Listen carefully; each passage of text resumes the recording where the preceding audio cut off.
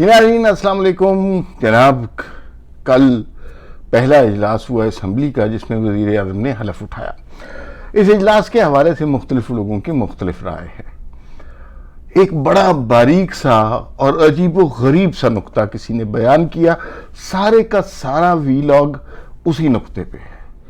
अगर आप ज़ईफ़ुल एतक़ाद हैं, आप गैर मरई क़ुव्वतों पे यकीन रखते हैं तो शायद आपको ये वीलॉग पसंद आए, और अगर आप ऐसी क़ुव्वतों पे यकीन नहीं रखते तो शायद आप कहें कि ये कैसी फजूल सी बात है।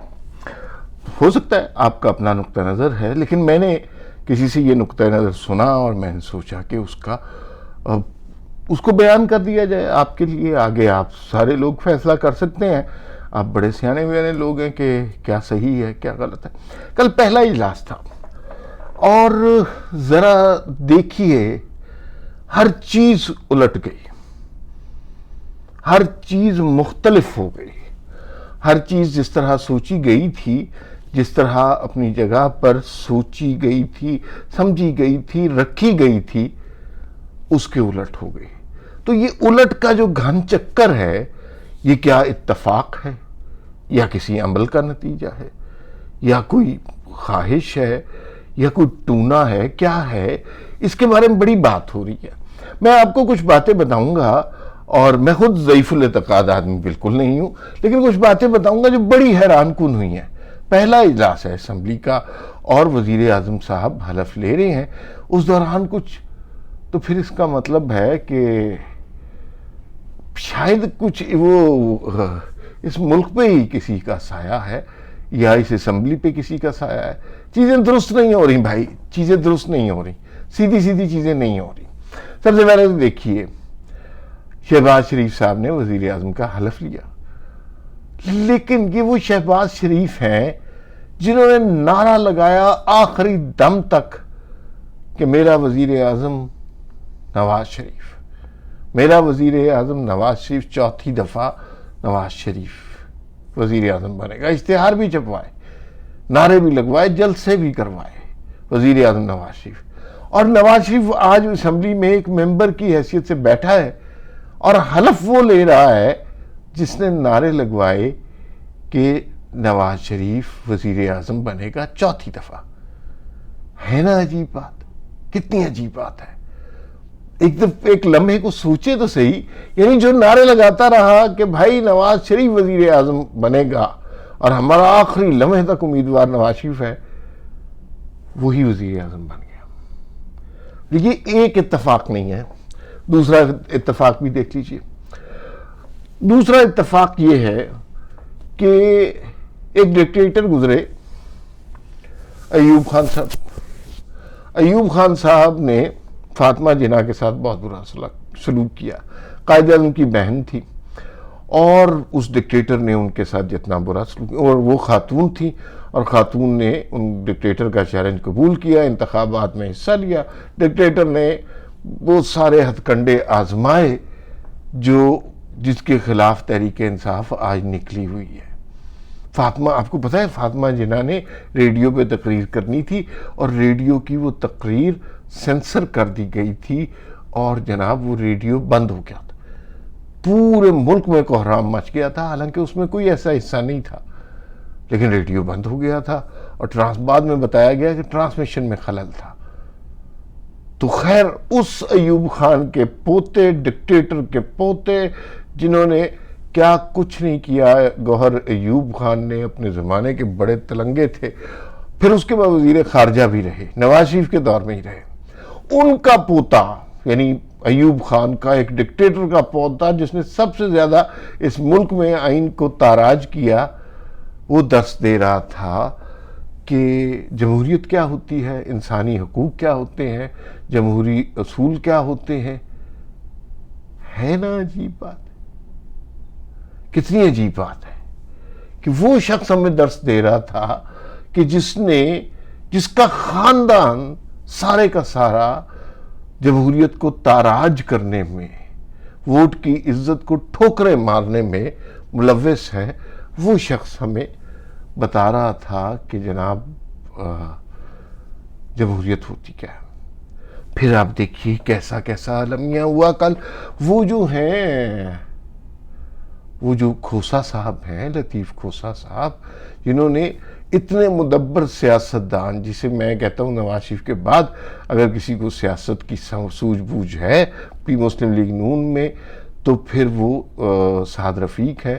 انہوں نے سعد رفیق کو ہرایا، کھوسا صاحب،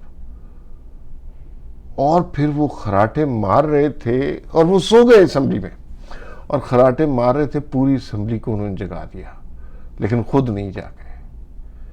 اور میرے خیال میں اس کے ساتھ ساتھ تحریک انصاف کی قسمت بھی سو گئی ہے. شیر افضل مروت تھے جو عمران خان ثانی اور پتہ نہیں کیا کچھ کرنے کا ارادہ رکھتے تھے، وہ بھی سو گئے. عطا اللہ تاڑڑ اور ان کا خاندان ہمیشہ تمیز سے، تہذیب سے بات کرنے کا جو ہے نا روادار رہا ہے. اور رفیق تاڑڑ ہو گئے، سائرہ افضل تاڑڑ ہو گئیں، اور جو وزیر قانون تھے وہ ہو گئے، ان کا نام ہمیشہ میں بھول جاتا ہوں، عطا تاڑڑ اور پھر شیر افضل مروت. عطا تاڑڑ سے ہم ایکسپیکٹ نہیں کر سکتے کہ وہ اس طرح کی باتیں یا اس طرح کے اشارے کریں گے. سب کچھ ہی الٹ ہو رہا تھا، سچی بات ہے، سب کچھ ہی الٹ ہو رہا تھا. کچھ سمجھ نہیں آ رہی تھی کہ یہ کیا ہو رہا ہے اور کیسے ہو رہا ہے. پھر اس کے بعد جو ہے شہباز شریف صاحب، آپ دیکھیے تقریر میں کیا کہہ رہے ہیں. امیجن کیجئے وزیر اعظم کا حلف لیا ہے، اتنی بڑی پوسٹ ملی ہے، دوسری دفعہ ملی ہے. پہلے پی ڈی ایم کا لوگ کہتے تھے 2 نمبر وزیر اعظم، میں پکے وزیر اعظم بنے.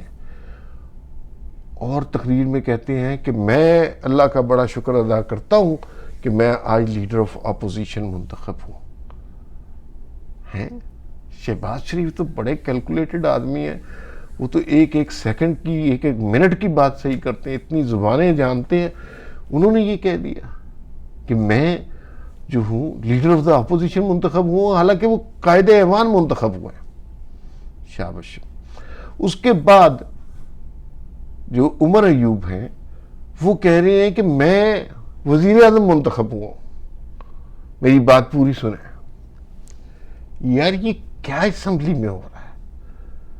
یعنی جو اپوزیشن لیڈر ہے وہ کہہ رہا ہے کہ میں وزیر اعظم منتخب ہوں، جو وزیر اعظم منتخب ہوا ہے وہ کہہ رہا ہے میں اپوزیشن لیڈر منتخب ہوں.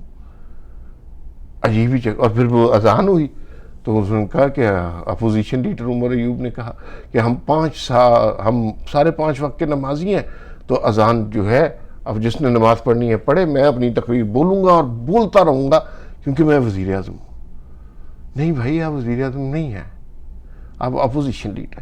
پھر اس کے بعد دیکھیے جب اپوزیشن لیڈر بڑا امپورٹنٹ ہوتا ہے، جب اپوزیشن لیڈر تقریر کرنے آیا، ٹی وی سے ان کی تقریر غائب ہو گئی، تصویر غائب ہو گئی، ٹوٹل سینسر.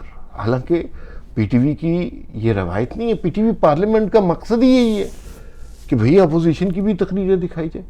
اور وہ ایوب خان جس نے، میں نے آپ کو فاطمہ جناح والی سٹوری سنائی نا، کہ جس نے فاطمہ جناح کا ریڈیو پہ تقریر بند کر دی.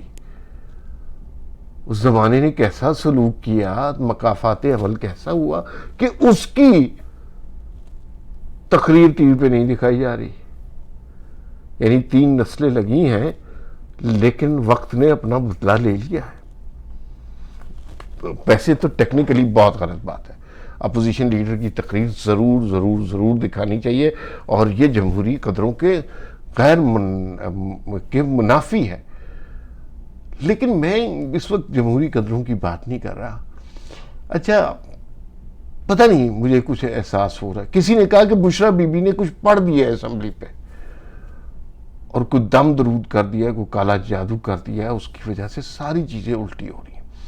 میں بالکل ضعیف الاعتقاد آدمی نہیں ہوں، نہ ہی ایسی باتوں پہ یقین رکھتا ہوں، لیکن ہو سب کچھ الٹا رہا ہے اسمبلی میں.